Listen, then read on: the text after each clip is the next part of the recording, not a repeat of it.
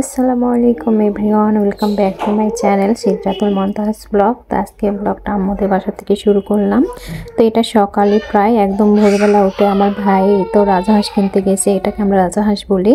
তো এদিকে আমার ভাবি আমার মেয়েকে নিয়ে বসে আছে, তো মেয়ের জামাইকে খাওয়াবে। তো আমাদের বাসায় অনেকজনকে দাওয়াত করানো হয়েছে। তো আমরা এদিকে সকালে খাবার খাচ্ছিলাম, আর এদিকে আমার ভাইয়ের সুযোগে হাঁসটা বেশি দিচ্ছে। তো ও কিন্তু হাঁস বাছতে খুব ভালো করে পারে, যেটা আমি পারি না। তো ওর হাঁস বাসা শুরু করে দিছে। তো আমি ওরে বলতেছিলাম যে চল এদিকে নিয়ে আয়, আমরাও একটু সাথে লেগে হেল্প করে দিই। তো ও বলতেছিল যে আমি ফোড়াগুলা, মানে এইগুলা ফোড়া বলি আমরা, ফোড়াটা ছাড়াই নিই। আর এদিকে আমাদের ছাগলটাও বাঁধানো আছে, দুইটা ছাগল, একটা হালুন একটা খাসি। তো এদিকে আমার মেয়ে যে খেলনাপাতি দিয়ে এখানে বসায় দেওয়া হয়েছে, আর ওইদিকে আম্মু সকালের মানে নাস্তা বানাচ্ছিল। আর তো সকাল থেকে যে যার কাজে শুরু লেগে গেছে। আম্মু সকালে নাস্তা বানাচ্ছে, আমার ভাইয়া হাঁস বাছতেছে। তো আমরাও অন্য অন্য কাজ করতেছিলাম, কারণ রুটি হবে, হাঁস রান্না হবে, আরও অনেক রান্না করতে হবে এই জন্য। তো মুনতাহার ওটা আমাদের মানে দুই সম্পর্কে একটা ভাগ্নি হচ্ছে, তার বাচ্চা ওখানে। আর এই যে আম্মু এখানে এই রান্নাগুলা করছে, সেগুলা সকালকার খাবার। তো এই যে কচু শাক, তারপর ভর্তা, আর অনেক ধরনের আইটেম করেছিল সকালে। আমরা যেহেতু হালকা পাতলা খাবো, তো এই জন্য। তো আমার নানিও আসছিল। তা অনেকজন, মোট প্রায় 12-13 জনের, 13-14 জনের মতো হবে। আর এই তো আমার ভাই এদিকে এখন হাঁস বাছতেছে, তো ওখানে আবার ডালি নিয়ে যাচ্ছে। তো ওটা করে উঠায় নিয়ে আসবে। তো আমরাও মানে এই হাঁস বাসার কাজে লাগবো। আর এদিকে আমাদের ছাগলকে একটু পাতা দেওয়া হয়েছে। তো গ্রামে এই ধরনের পরিবেশগুলো খুব ফিল করি আমি। আর ওখানে গেলে, আম্মুদের ওখানে গেলে আমার ভীষণ আনন্দ হয়। তো এই যে এদিকে কথা বলতে বলতে আমাদের হাঁস বাছা হয়ে গেছে, কাটাও হয়ে গেছে। তো সেটা ভিডিও ক্লিপ আমি নিতে পারি নাই।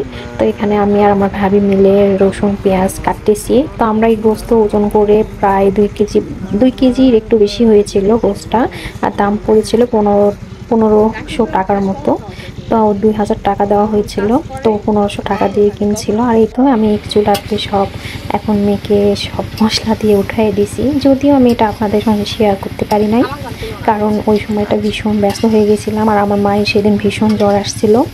তাছাড়া আম্মুই রান্না করতো। তো ওরা সবাই বলতেছিল যে তুমি হাঁস ভালো রান্না পারো, তো আমার হাতে হাঁস রান্নাটা খাবে। তো এইদিকে আমার ভাবি জাল দিচ্ছে, আমি যেহেতু জাল দিতে পারি না, তাই আমি হাঁসটা নিজেই রান্না করতেছিলাম বসে থেকে। তো ওরা সব জোগাড় করে দিয়েছিল। আর আমি, আম্মু যেহেতু অসুস্থ, তারপর রুটি বানাইতে গিয়ে অনেক ঝামেলা হয়ে গেছিল, আমি রুটি বানাইতে পারতেছিলাম না। তো দেখতে থাকুন পুরো ব্লগ জুড়ে, অনেক কিছু থাকছে।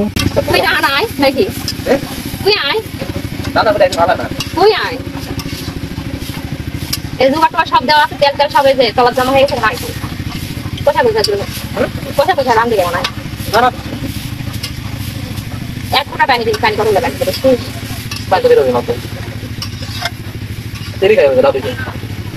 কম দিল, কিন্তু আরেকটু জমা লেগেছে।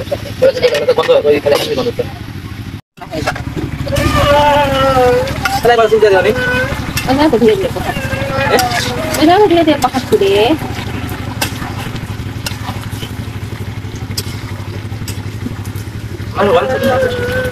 হ্যাঁ, তো এখনই বন্ধু ছুটবে, এখনো পেঁয়াজ রসুনই বলেনি।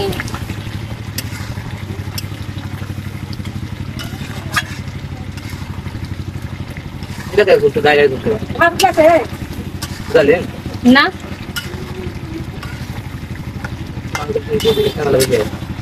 হ্যাঁ,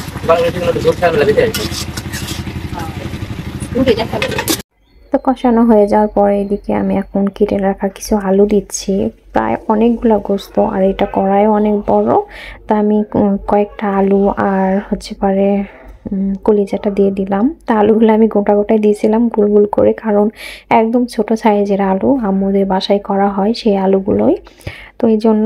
তো এখন এই যে দেখেন অনেকগুলো তেল বের হয়েছে। যখন কাটা হচ্ছিল তখনই গোছে অনেক তেল ছিল, যদি আমি ওরকম পুরো ভিডিও ক্লিপ নিতে পারি নাই, কারণ ওই সময় বললামই তো ভীষণ ব্যস্ত, প্রায় দেরি হয়ে যাচ্ছিল রান্না করতে করতে। তো দুপুরে খাওয়া দাওয়া হবে, তো এই জন্য। তো আমি তো আলু দিয়ে আবার একটু ঢাকা দিয়ে অনেকক্ষণ কষিয়ে নেব। তো দেখতে থাকুন। অত মোটা হয় না, মায়ের মতোই হয়েছে। আন্না বলেন কেন আন্না বলেন মানে না কমে একটু, মানে গোলটা একটু কম লাগছে, বেশি বড় মোটা মোটা হচ্ছে, বড় হচ্ছে, ছোট বানানো এই রুটিটা বানানো বানায় না, আর কিছু